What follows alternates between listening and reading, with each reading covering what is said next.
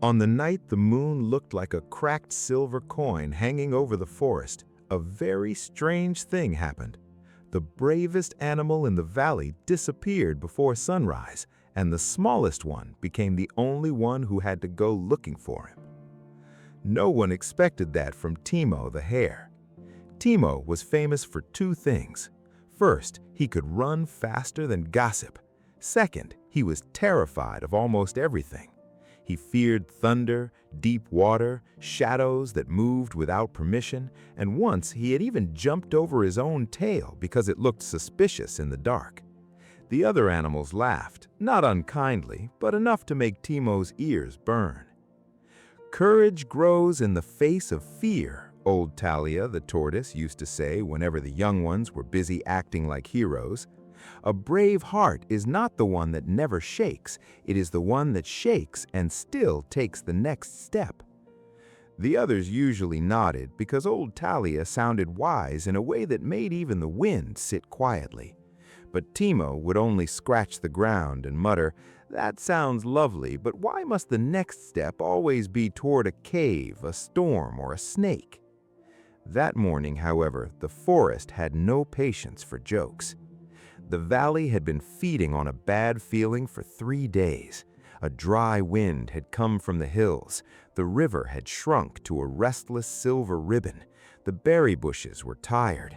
Even the birds were singing in a lower voice as if they were afraid to wake up the sky. And then, just before dawn, everyone discovered that Bramble, the old lion who guarded the eastern hill and knew every path in the forest, was missing. Bramble was not just strong, he was the kind of old lion who remembered where you had lost your first tooth and your first pride.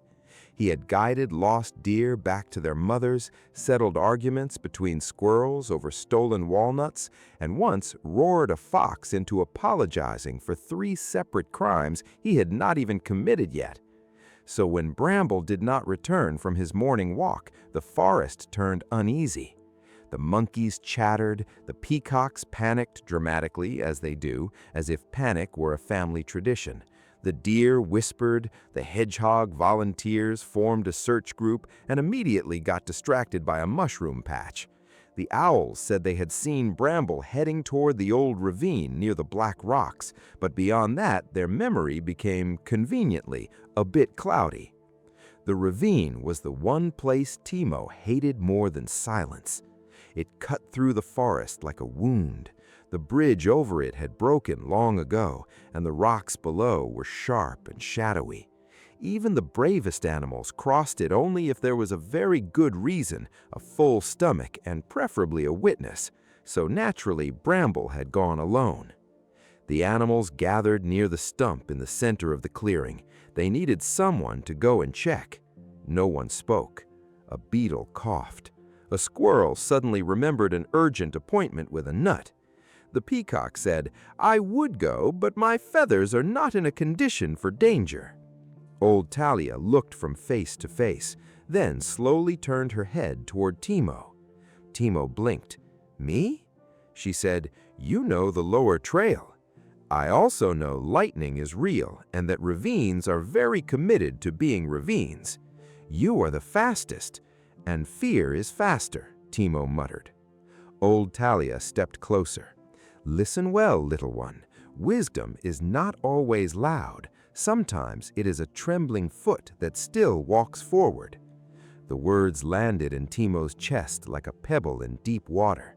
He wanted to refuse. His knees had already begun their private rebellion, but then he looked at the forest animals.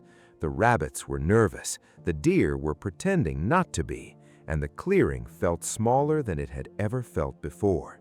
So Timo swallowed his fear, though it tasted like old cabbage, and said, "Fine, I'll go." The fox blinked. "He said yes?" The squirrel whispered, "Someone write this down." Timo ignored them and set off. At first, he ran the way he always did when he was frightened, very fast and in a slightly unplanned direction. But as the trail narrowed, his speed slowed. The trees leaned in. The wind moved through the branches like a rumor. Every root looked like a trap. Every shadow looked like a decision he would regret. Halfway to the ravine, thunder rolled across the sky.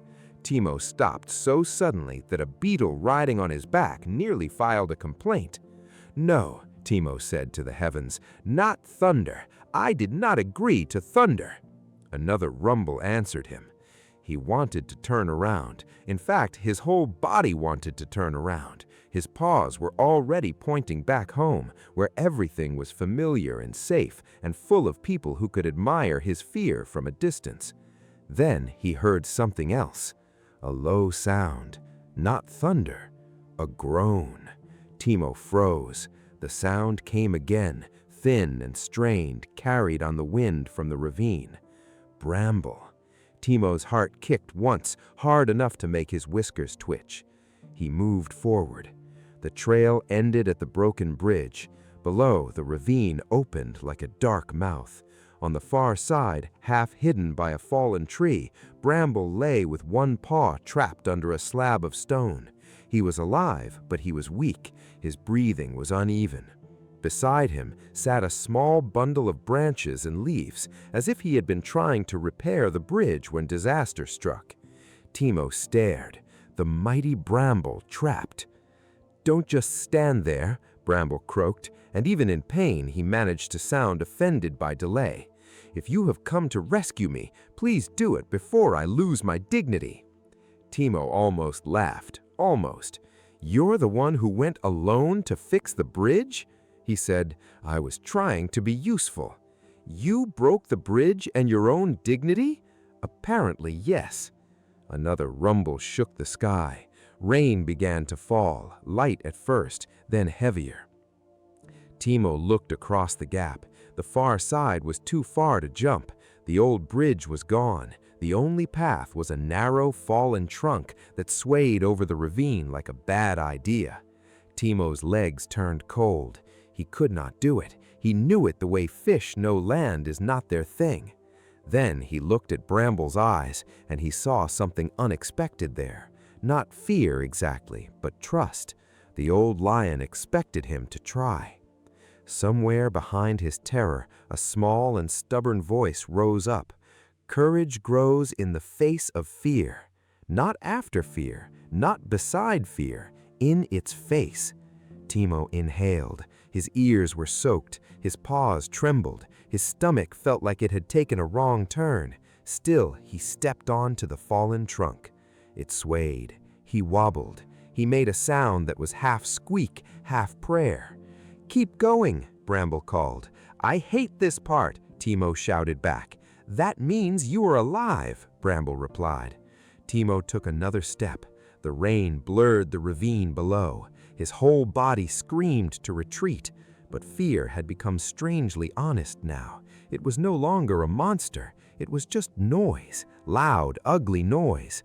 The real thing was the next step, then the next. At last he reached Bramble. Together they worked the stone loose with sticks, claws, and a great deal of grunting.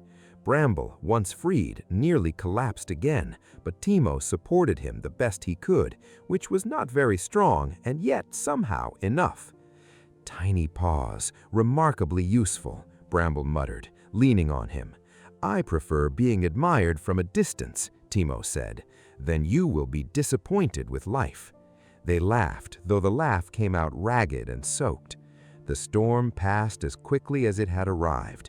By the time they made it back to the clearing, the forest had gathered in silence, and when they saw Bramble alive, all the animals burst into cheers so loud the crows took offense. The peacock bowed dramatically to Timo. The squirrel announced that he had always believed in him, which was a generous lie. The deer looked as if they had just discovered that courage did not require huge antlers. Old Talia watched from the edge of the crowd, her eyes warm with the kind of pride that does not need applause. Timo, still dripping wet and shaking like a leaf after a strong wind, looked around and said, "Just so everyone knows, I was terrified the entire time." Old Talia smiled. "Good," she said. "That means it was real courage." Bramble rested his massive paw on Timo's shoulder. "Today," he said, You were not brave because you were fearless. You were brave because you walked through fear to do what needed to be done.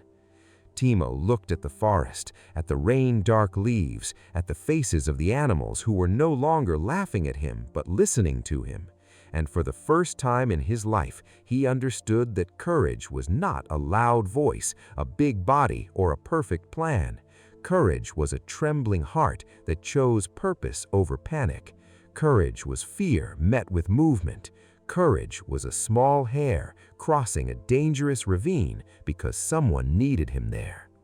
That night, the forest slept peacefully, and Timo, who still feared thunder, still feared dark water, and still feared sharp cliffs, discovered something better than fearlessness. He discovered that fear could walk beside him, but it no longer had to lead.